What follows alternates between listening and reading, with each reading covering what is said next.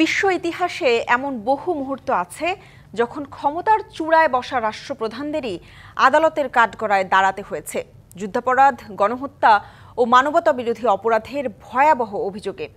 কারো ভাগ্যে জুটেছে আজীবন কারাদণ্ড, কারো নামের পাশে লেখা হয়েছে কয়েক দশকের সাজা। এসব রায় শুধু অপরাধের শাস্তিই নয়, মানবাধিকার, ন্যায় বিচার ও বিবেকের জয়ের শক্ত প্রতীক।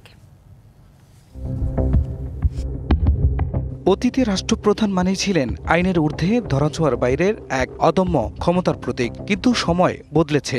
আন্তর্জাতিক ট্রাইব্যুনাল, মানবাধিকার আইন আর বৈশ্বিক নজরদারি যুগে এখন ক্ষমতার আসনেই অনেককে টেনে আনছে বিচারের মুখোমুখি।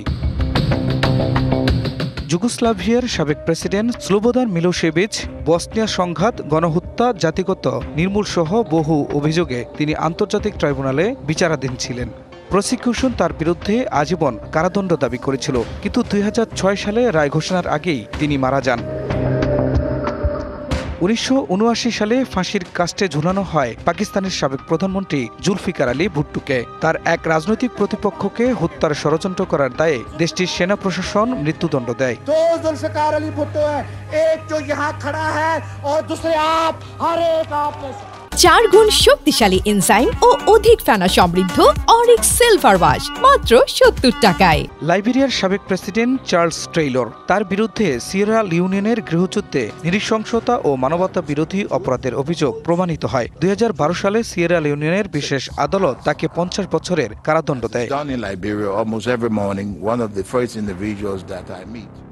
১৯৮২ থেকে ৯০ সাল পর্যন্ত নির্যাতন, গণহত্যা ও রাজনৈতিক নিপীড়নের অভিযোগে অভিযুক্ত হন আফ্রিকার দেশ চাদের প্রাক্তন শাসক হিসেন হাব্রে।